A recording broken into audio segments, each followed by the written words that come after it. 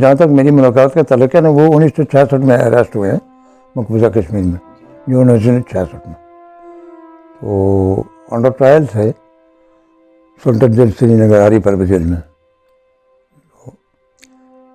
ان کے ساتھ تھا صفدر کالا خان، امیر احمد خان.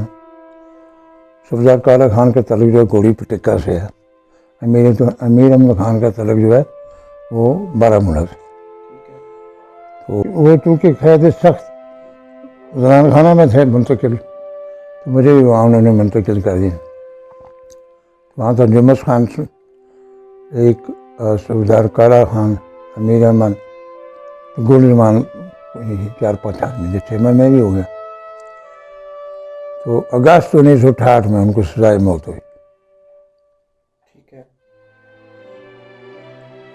سیل میں چلے گی، سیل ہمارے ساتھ ہی تھا قریب تھا.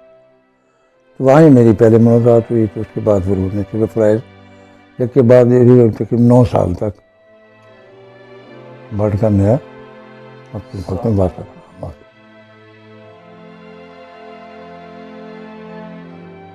جہاں تک سرنگ کا معاملہ تھا، وہ ہمارے ساتھ مقبول بٹ کے سیل کے ساتھ جو دوسرا سیل تھا اس کے اندر تھے کمبل، پرانے کمبل انہوں نے بننے رکھے ہوئے تھے، تقریباً 50 سال کے تھے، 30 سال کے تھے، 40 سال. ان کے ساتھ ہی آؤٹر وال دیوار. تو سیل کی دیوار جو 1.5 فٹ کی تھی، جو مین دیوار تھی وہ 5 فٹ چوڑی تھی. تو اس میں وقتاً فوقتاً میں نے کام کم کیا، امیر احمد خان مرحومی زیادہ کام سرنگ نکالنے میں. تو 9 دن کے بعد ہم کامیاب ہوئے. 18 دسمبر 1968 ہم جیل سے فرار ہوئے. رمضان تھا.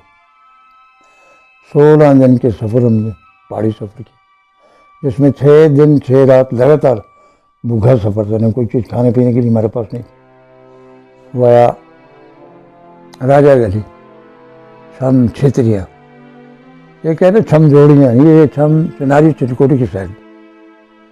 تو ہم کامیاب ہوئے، یہاں پہنچے. اس کے بعد 611 FIU کے پاس 3 ماہ، بلیک فورٹ قلعہ مظفر آباد. 3 ماہ کے بعد انہوں نے ہمیں چھوڑا.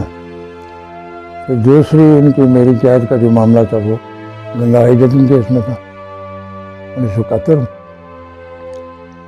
تو 76 میں وہ دوبارہ واپس چلے گئے.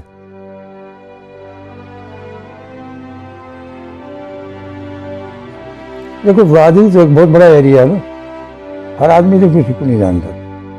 کسی جگہ ہم یہ کہتے تھے کہ جنگلات کے لوگ ہیں، گارڈ ہیں، فرسٹ ہے، یہ اس کو فرسٹ بنا لیتے تھے. کسی جگہ کہتے تھے شکاری. ہمارے ساتھ 2 آدمی اور تھے، ان کے پاس رائفل بھی تھی، وہ چلے گئے، ہم رہ گئے. لیکن بعد میں لوگوں کو پتہ چل گیا تھا کہ کون ہے.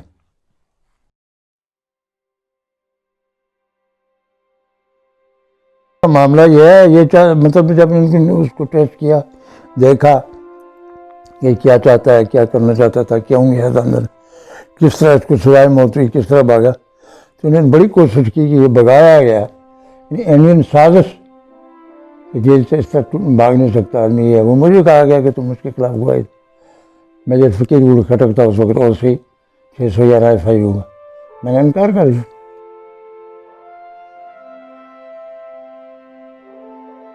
گنگا ایجنٹ جو ہوا، میں نے بٹ صاحب سے پوچھا، اس وقت میں پشاور تھا بٹ صاحب کے پاس، انہوں نے بلایا اسپیشلی.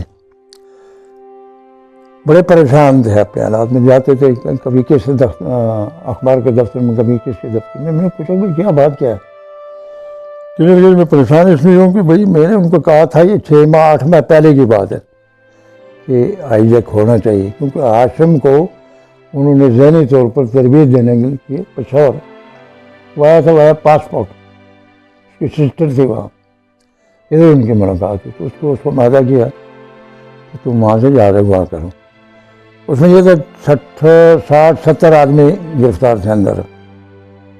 1966 میں مقبول بٹ سے ملے تھے. تو جب یہ گرفتار ہو گئے تو ساتھی نے تو بتا دیا کہ فلانا فلانا فلانا. تو ان کو رہا کرنے کے لیے، مسئلہ کشمیر کو زندہ رکھنے کے لیے کہ بھائی اس طرح کیا جائے. تو لیکن وہ لیٹ ہوا. تو اب جو ہے اس کا ہمیں نقصان ہوگا.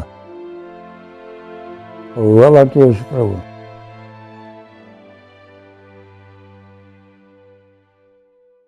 یہاں پر جب کیس چلا تو پہلے تو ذوالفقار علی بھٹو کا دور تھا، وہ گیا ایئرپورٹ پر گیا، اس نے ان کو پڑے بیانی مجاہد ہیں کشمیری ہیں یہ ہے وہ ہے. پھر ہم نے وہاں سے لاہور سے راول پنڈی تک پہلے جلوس نکالا، کشمیر عمرہ تعاون کی، پاکستانی نے بھی تعاون کیا، پبلک نے خاص کر. بعد ازاں کمیشن میں کرا کہ مری میں کہ جی اس کی انکوائری کی جائے کہ اس کے پیچھے کیا چیز کار فرما ہے. تو ایک ہی دن میں گلگت سے کراچی تک 300 سے زیادہ آدمی کو گرفتار کیا گیا، جن کا تعلق کسی وقت ماہرہ شماری سے رہا یا وہ ان کا تعلق کسی NLF سے تھا. ان لوگوں ان کے بڑے بڑے بزرگ لوگ بھی تھے. تو 6 آدمی کے خلاف نے مقدمہ چلایا، JM لون، میر منان، میر قیوم، ہاشم، اشرف اور مقبول بٹ مرحوم. جی میں گنگا آئی لیکن میں شاہی قلعہ لاہور میں بھی رہا ہوں اور CIA اسٹاف چونا منڈی لاہور میں 5-8 دن رہا ہوں. تو 1.5 ماہ آپارا مارکیٹ اسلام آباد تھانہ میں بن رہا ہوں. ابتدا میں یہاں رکھا تھا. یہاں ملک صدیق تھا سائی والا SSP، وہ انویسٹیگیشن کر رہا تھا. اس کو میں نے ساری حقیقت بتائی، اس نے کہا یار میں مجبور ہوں، میں کچھ نہیں کر سکتا ہوں، یہ آپ کے اسٹیٹمنٹ کو مانتے نہیں، لہٰذا مجھے منتقل کرنا پڑا. DIG اطہر تھا انویسٹیگیشن انچارج، ہندوستانی مہاجر تھا. وہ گنگا کے کیس کو سماعت کرنے والے جو چیف سیکرٹری تھا یعقوب علی خان، وہ بھی ہندوستانی مہاجر تھا. تو آپ کو لاہور منتقل کیا. جب لاہور میں گیا تو وہاں سے سختی ہوئی، مجبور کیا. تو لیکن میں ان کی نفسیات کو سمجھ نہیں تھا کہ یہ اس طرح چاہتے ہیں. میں نے کہا ٹھیک ہے تم دستخط کروا لو جو مرضی کرو. کہ جی ہم سازش سے بگایا گیا مقبول بٹ کے سیل میں، مجھے نہیں تھا پتہ کہ جی کس طرح اس نقب لگی، کیا ہوا کیا نہیں. تو بعد لائے انصر خان مجسٹریٹ کے پاس راول پنڈی، دفعہ 164 کے تحت میرے بیان کا بند کروائے، پھر واپس لے گئے. تو DIG نے یہ فیصلہ کیا کہ اس کو ڈسٹرکٹ نظربند رکھو، اب کے لیے نہیں رکھنا. ڈسٹرکٹ جہنگ پولیس اسٹیشن 18 ہزاری وہاں رہا میں 12 فروری 1972 تک. 12 فروری 1972 کو پھر لائے وہ لاہور میں. DIG کی پیش کیا. DIG نے کہا کہ بیان یاد ہے. تو میں نے کہا جی کیوں، میں کو سبق تو نہیں ہے کہ میں ان کو پڑھتا رہوں، ٹھیک ہے ان کو یاد کرو. 13، 14، 15 کو وہاں کا 16 کو پیش کیا. تو یہ فقط میں عدالت میں گیا 16 فروری 1972. وہاں کا اوپن کورٹ تھا. کیٹ خورشید صاحب مرحوم صاحب کا پریزیڈنٹ، آزاد کشمیر وہ بھی اس میں تھے. ایک ہی بروئی وکیل تھا گنگا ہمارے حق میں تھا، وہ اعجاز حسین بٹالوی، اپنا ڈاکٹر عبدالباسط بارسٹر، 6-7 وکیل. کیونکہ گنگا کے اس گرفتاریوں کے بعد ہائی جیکنگ کمیٹی بنی تھی، NLF یا معذر شماری نے بنائی تھی. وہ کرنل ریٹائرڈ کرنل غلام نبی لون کے زیر اندر تھی. تو اس کی فوری پیسہ بھی وہی اپنے ذاتی طور پر خرچے پر کر رہے تھے برداشت. تو وہاں پیش ہوئی تو وہ کہنے لگا مجھے جج نا DIG 7 پیارا کہنے لگا یاسین یہاں بہو کرنے پڑے گی. میں نے کہا جی بہو کیا ہوتا، گیٹ سے باہر تھا. آخر عدالت کے احترام میں سر جھکانا پڑے گا. میں سر نہیں جھکاؤں. اس نے غلام حسن بٹ تھا SSP لاہور ساتھ اس کو کہا کہ گیا. اب مجھے لگتا نہیں کہ بیان دے دے. اندر گئے، جسٹس نے پوچھا کہ آپ کا یہ نام ہے، آپ کے والد کا یہ نام تھا. میں کہ بالکل یہ نام. اور فلاں جگہ میں تیسرے فجر پہ پہنچا. میں نے کہا جسٹس صاحب ٹھہر ہوا. میں نے کوٹ اتارا اپنا، گرم کوٹ لگا تو سردی کا موسم، پھینکا اس کے آگے. کہاں ہے؟ پہلے میرے بغل دیکھے، پھر میرے ٹیسٹیکل بال دیکھے، جلتے ہوئے سگڑ لگائے، پھر میری پسلیاں دیکھی انہوں نے توڑی ہیں. یہ تو میرا اسٹیٹمنٹ نہیں ہے، زبردستی سے جا رہے ہیں، یہ سب جھوٹ. کیا آپ نے اپنی منشا سے نہیں دیا، اپنی خوشی رضا سے مجسٹریٹ کے پاس میں کھڑے؟ مجسٹریٹ نے آپ کو پوچھا کہ آپ اپنی مرضی سے دے رہے ہیں یا پولیس کے دباؤ سے دے رہے ہیں؟ میں کہا نہیں پوچھا. مجسٹریٹ کا نام کیا تھا؟ میں کہا یہ نام. اس بیان تو سامنے پڑے گا، پھر چھوڑ پڑ گیا در میں گوا ہاسٹائل. اب میں تو سمجھتا تھا یہ کیا کہہ رہے ہیں. اتنے میں کھڑا ہو گیا جہاز سلم بٹالوی لگے رہی. صبح 9 بجے ٹرائل ہمارا شروع ہوا جواب سوال 3:30 تک.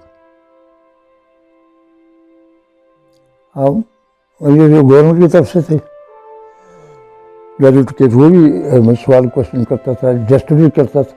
ہمارے وکیل بھی پوچھتے تھے کہ یہ کس طرح ہوا، وہ کس طرح، وہ کس طرح. 3:30 بجے سماعت ختم ہوئی. اس وقت کا مشرق اخبار جس کا front page, second page, third page سارے پر اس میں میرا اسٹیٹمنٹ لگا موجود. اس وقت کے میرے بیان کی کاپیاں میں نے آفس مارا میں جناب ریکارڈ موجود ہے. تو بڑے بڑی کشمیری میں نے دیکھی. اس وقت ڈاکٹر فاروق اعظم مرحوم جیسا وہ بھی بٹ صاحب کے خلاف گواہ گزر کچھ نہیں برداشت نہیں کر سکے. تو یہ شہروں میں پڑے ہوئے جو گریجویشن کرنے والے، ڈبل روٹی کھانے والے، یہ کم برداشت کرتے ہیں سختی نہر میں. ہم چونکہ دیہات ایریے کے لوگ ہم سے برداشت کر گئے تو وہ جھوٹ کہنے پر مجبور ہو گئے. تو بیان کے بعد کیا ہوا، امیر احمد خان کو ڈی آئی جی نے پٹری سے اتار لیا. وہ خلاف گواہ گزرا ہمارے کہ جو کچھ بڑھ گیا تھا وہ بھی جھوٹ ہے، جو کچھ چودھری یاسین نے کہا یہ بھی جھوٹ. پھر اس میں اتنی طاقت نہیں. بعد جب فیصلہ ہوا گنگا زمین کا تو تا وقت برخاست عدالت 6 آدمی کو سزا ملی. تو ایک اس کو ہاشم قریشی کو 20 سال قید میں مشق میں، جو آئی جیکٹ اشرف کو 5 کے ساتھ رکھا گیا، اس کو سزا ملی. پھر اپیل چلتی رہی. بعد میں بھی رہا ہوا کیا ہوا لمبی کہانی.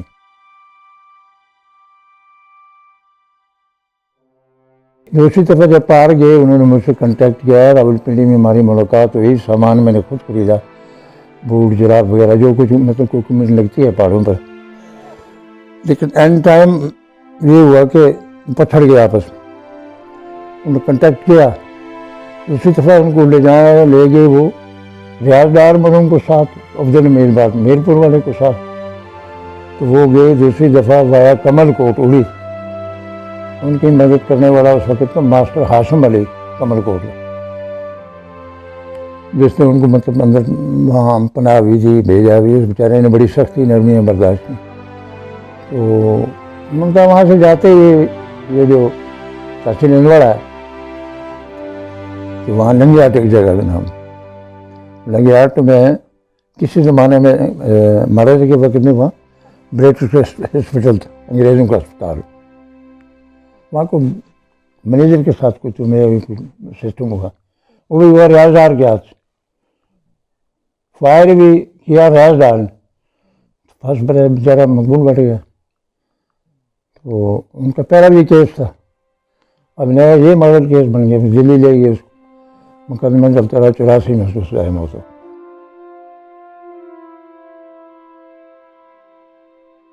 جہاں تک خدمات سندار قسمت کی میری مقبول بٹ سے وہاں ملاقات ہوئی تھی. وہ اس دنیا سے چلا گیا ہے، میں نے بھی جانا ہے. اس کے نظریے میں کچھ شک والی بات نہیں. اس کے دین مذہب میں کوئی کہے کہ وہ سوشلسٹ تھا، کمیونسٹ تھا، یہ بات غلط ہے. نماز پڑھتا تھا، پابند مطلب روزہ رکھتا تھا، تلاوت کرنا جانتا، سب چیزیں پڑھا تھا. تو یہاں کوئی صحافت بھی کرتا رہا. جنگ اخبار کی ایوب خان کے زمانہ میں یہاں آیا. وہ پارس ایز اسٹوڈنٹ آیا. وہ بی اے کا اسٹوڈنٹ، ایم اے یہاں کیا اس نے، کیونکہ ان کے چاچا تھے پشاور میں یہاں، جن کی وجہ سے ان کے والد صاحب مقبول بٹ مرحوم کے والد صاحب ٹیلر ماسٹر تھا غلام قادر بٹ. تراگام مقبوضہ کشمیر وادی کے اندر ایک مشہور جگہ ہے جہاں کی مچھلی کے بارے میں ایک روایت ہے، دیکھنی حلال کھانی حرام. اس قصبے میں وہ پیدا ہوا. تو ہر آدمی کی چوائس ہوتی ہے، خواہش ہوتی ہے میرے بچے ہوں، میں خوشی سے رہوں، میرے پاس گاڑی ہو، میرے پاس بنگلہ ہو. تو وہ ایک انسان ہے. اور جاہل آدمی تھا نا، پڑھا لکھا تھا، اس نے اتنی بڑی چیز کو قبول کیا. اگر اس کی وجہ تھی. دیکھیں وہاں سے آنے والے کے نظریات ہو اس وقت کی اور بات ہوتی ہے. وہاں ایک آدمی کو آتا ہے کہ چاچا کے پاس آئے یا چاچی کے پاس آئے، کسی کے پاس آئے. حالات واقعات جب دونوں طرف سے دیکھے جاتے پھر ہی کسی طے پر پڑ سکتا ہے آدمی. ہمیں فائدہ کس میں نقصان کس میں.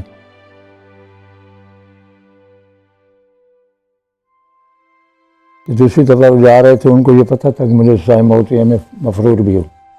اب مجھے ان کو کوئی گنجائش نہیں ہے، اگر پھنس گیا کوئی گنجائش نہیں تھی، نہ بچ نہیں سکتا تھا. تو ایسی چیزوں کو بہت کم لوگ ہیں جو قبول کر لیں. قومی اتحاد کے لیے اس سے بھی بڑا کچھ کرنا پڑتا ہے.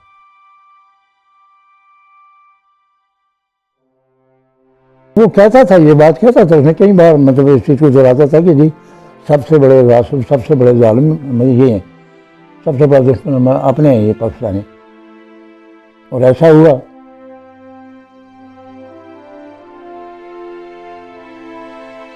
نہیں، یہ میں نے کہہ سکتا ہوں کہ گرفتار نہیں کرایا، ایسی کچھ چیز مجھے نظر نہیں آئی، کیونکہ میں احساس حریے میں رہنے والا ہوں، اور میں ان چیزوں پر بڑی نظر ہوتی ہے ہماری بھی. جس طرح کوئی ایجنسی احساس ادارہ کسی آدمی کے سرورنس کرتا ہے، اسی طرح ہم بھی ان کی کرتے ہیں. یہ سمجھے کہ کشمیری بالکل ہی گزرے ہیں، وہ پرانی والی بات چلے گی. لیکن اس وقت دوبارہ عبد الحمید دفانی نے ڈیمانڈ کی نا 707 بائنگ کو ہوا کیا، دوسرا جہاز آیا تھا نا انڈیا سے، اس وقت اس کی ڈیمانڈ تھی کہ اس کو لاؤ، اور انہوں نے لایا، لاہور ایئرپورٹ پر لایا، ان کو دکھایا، ان سے جان میں چھڑا لی، طیارہ بھی چھڑا لیا، اس کو پھر واپس لے گی، اس میں ان کا ہاتھ.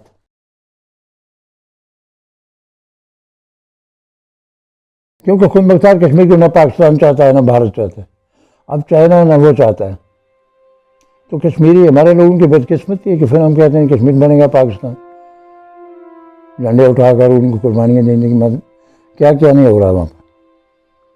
اب کیا چیز بقایا رہی؟ کچھ چیز مجھے نظر تو نہیں آتی بقایا رہی ہو. ادھر بھی مرتے ہیں ہمارے لوگ مر رہے ہیں، اس طرف سے مر رہے ہیں ہمارے لوگ مر رہے ہیں. ان کو کوئی پولیٹیکل ایشو ہوتا ہے پاکستان کے اندر، وہ کہتے ہیں کہ بارڈر لائن کے حالات خراب ہو. ان کو ہوتا ہے تو وہ کہتے ہیں جی پاکستان ہم پر حملے کرنے. کس گناہ کی سزا ہے؟ مجھے لگتا ہے کہ دونوں ملک کے خلاف بندوق اٹھاؤ، ان کے خلاف بھی ان کے خلاف. پہلے ہم ون وے تھے، لیکن اب ڈبل کرنا پڑے گا تب جا کے جان چھوٹے گی.